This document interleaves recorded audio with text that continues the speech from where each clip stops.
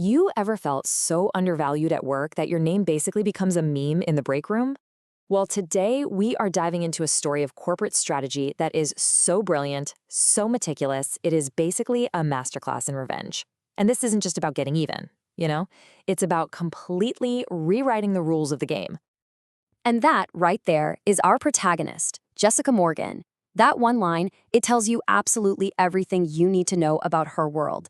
She's the unseen, unloved fire extinguisher of her company, totally ignored until the second something starts smoking, and then she's expected to perform miracles.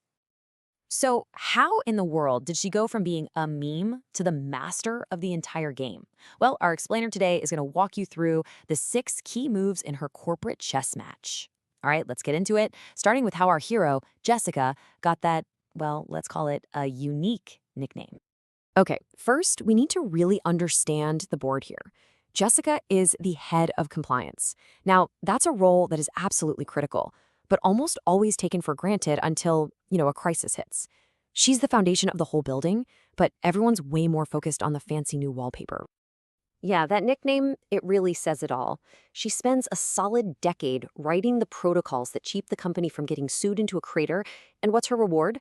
She becomes a piece of safety equipment. It's just the perfect symbol for a company that thinks compliance is something you worry about after the damage is already done. So, get this. After a decade of flawless work, 3 successful audits, and legally bulletproofing the entire company, this is the raise she asked for, just a modest 5%. And the response from the CEO? Let's talk after Q2, which, as we all know, is corporate speak for, I would rather die than pay you what you're actually worth. And this is where the game really starts to change. So Q2 comes and goes, the old CEO retires, and in slithers his son, Chase. He shows up with shiny shoes, a brand new MBA, and a whole clown car of consultants, all ready to disrupt and flatten everything that, actually works. I mean, this slide just perfectly illustrates the massive gap in competence we're talking about here. On one side, you've got Jessica, who literally built the systems from the ground up. And on the other, you have Chase and his top consultant, Kale, yes with a K, who believe compliance reports should be aesthetic. It's a disaster waiting to happen. This quote just perfectly captures Chase's whole vibe. He calls Jessica into his big new office, smelling of new leather and desperation, and he proceeds to treat her not like a pillar of the company, but like some kind of legacy item that just needs to be managed. And there it is. That's the line. That's the inciting incident. That is the moment Jessica realizes her old strategy of quiet competence is completely worthless. It's the moment she smiles, but, not the nice kind of smile. It's the kind you give when you've already decided you're going to buy your opponent's house right out from under them. So, and this is the crucial point, Jessica shifts from defense to offense. She stops being the fire extinguisher and starts meticulously planting a fire of her own, one that only she knows how to put out. It's this brilliant trap that the new leadership is just far too arrogant and, frankly, incompetent to ever spot. Her new strategy is deceptively simple.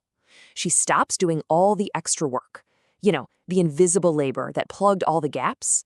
She just does her job, exactly as it's written.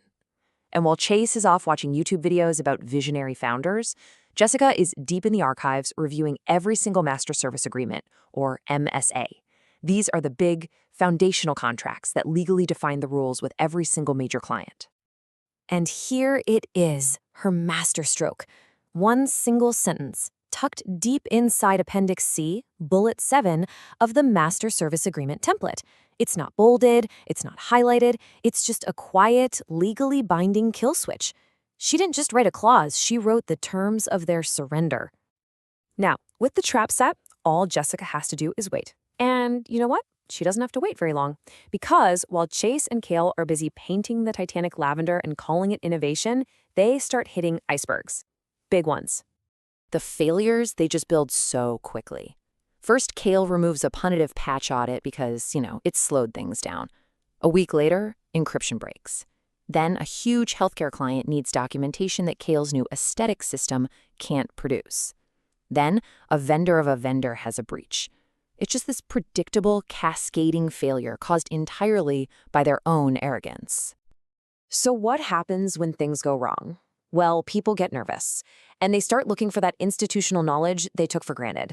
The very same colleagues who ignored her start showing up at her desk.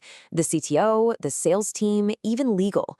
They all come looking for the real logs, the original documents. And this quiet refrain starts echoing through the halls. Jessica has it. So this all leads to the climax. A client escalates a data issue, and it triggers an emergency audit with only a 48-hour window. Chase and Kale call a war room meeting. Jessica isn't invited, but she shows up anyway. It's time. The lead auditor, this woman named Dana with a voice like cold gravel, gets straight to the point. She pulls out the legally binding contract, flips to Appendix C, and reads the clause aloud. And in that one moment, Jessica's private, silent update becomes a public, undeniable fact. You could just feel it in the room. It wasn't panic, not yet. It was something worse. That slow, dawning realization that power had just changed hands, and they hadn't even seen it happen. Chase, the new king, suddenly realized Jessica wasn't just some legacy asset. She was the one holding the kill switch. And then, checkmate. When Chase tries to call her move subversive, his own team turns on him.